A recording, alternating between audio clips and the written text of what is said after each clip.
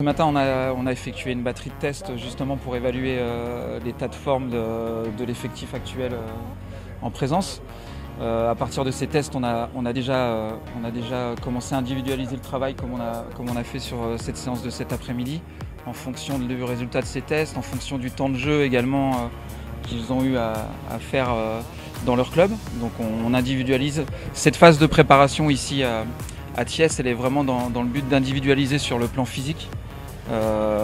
Avec toutes les contraintes individuelles, forcément le temps de jeu, le calendrier qui est différent dans chaque club.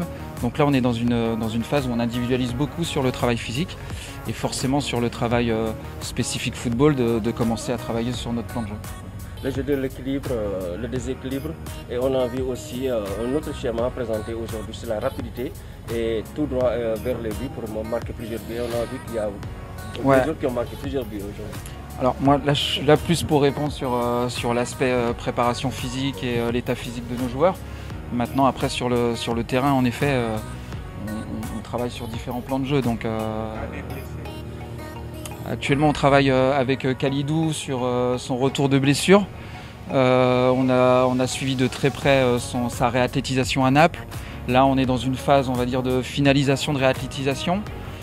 On met tout en œuvre avec le staff médical pour qu'il nous retrouve le plus vite possible sur le terrain avec le groupe. Actuellement, l'IRM de contrôle au niveau de sa cicatrisation était très rassurante. Tous les feux sont verts. Maintenant, on continue à travailler très sereinement et très sérieusement pour qu'il retrouve le groupe au plus vite. Mais on n'est pas du tout inquiet à son sujet.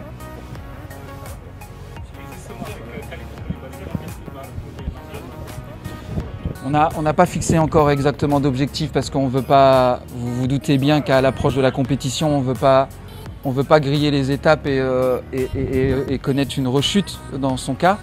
Donc on suit un protocole qui avait été établi avec Naples et on a vraiment été très proche de lui quand il était au club à Naples. Donc on est dans la suite logique. Après donner une date précise quand il sera avec le groupe, honnêtement ça serait un peu anticipé. Et d'ici le début du championnat, est-ce qu'ils seront tous au top? L'objectif il est vraiment en fait de préparer tout le monde pour être au top de cette compétition, mais aussi on sait que cette compétition doit nous amener à jouer plusieurs matchs et on souhaite jouer 7 matchs pour forcément atteindre cette finale. Donc il ne faut pas oublier ça non plus. C'est-à-dire qu'on va jouer dans un contexte particulier au Cameroun, on le sait, avec l'altitude, avec la chaleur et l'humidité.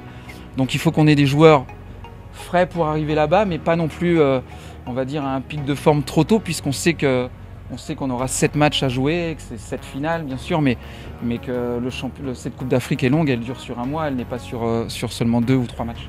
Il y a quelqu'un qui demandait des nouvelles. Les nouvelles d'Ismaïla Sarr, on est en relation avec le staff médical de Watford. On essaye d'avoir le plus d'informations possible. On sait qu'il doit aussi retourner à Barcelone pour un examen. On est en relation très étroite avec Watford et avec le joueur. Et on a toujours bon espoir qu'il réintègre le groupe. Maintenant, on ne prendra pas non plus de risques inutiles pour sa carrière, ça c'est évident. Mais en tout cas, on suit ça de très près avec le club de Watford.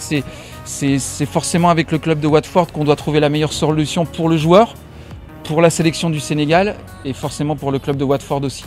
Mais la priorité, c'est la meilleure solution pour le joueur et pour la sélection du Sénégal. L'état physique général des joueurs qui sont présents. Là, on est dans une CAN qui se déroule en janvier. C'est pas une CAN qui se déroule en juillet. Donc l'avantage, c'est qu'ils sont tous en club.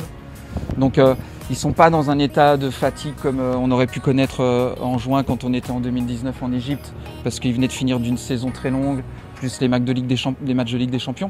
La contrainte, on la connaît tous maintenant en janvier, c'est ce problème de calendrier, de ne pas pouvoir récupérer tous nos joueurs à la date du 27 comme il était prévu. On est tous, toutes les sélections, toutes les nations sont forcément embêtées par rapport à ça. Alors un peu plus le Sénégal parce qu'on a la chance d'avoir de bons joueurs qui jouent dans des bons championnats et qui sont encore en compétition. Donc on est un petit peu plus impacté que les autres nations. Maintenant c'est comme ça, la chance c'est qu'ils sont en pleine compétition, donc ils sont en forme. Il y a juste, comme je vous l'ai dit en tout début d'intervention, à rééquilibrer par rapport à leur état de forme, à leur temps de jeu. Mais on a des joueurs qui sont en pleine condition de leurs moyens, vraiment. Le Ghana va nous rejoindre très vite. Ghana en fait, à régler ce problème avec le PSG, puisque le PSG pouvait demander à Ghana et à Abdou de revenir. Donc Ghana a très bien travaillé avec le club et le club du PSG, en toute intelligence, a laissé les 2 joueurs à notre disposition. Pardon ? Il n'y aura pas un match de préparation avant... On travaille sur un match de préparation, bien sûr, avant de partir au Cameroun. On travaille sur ça.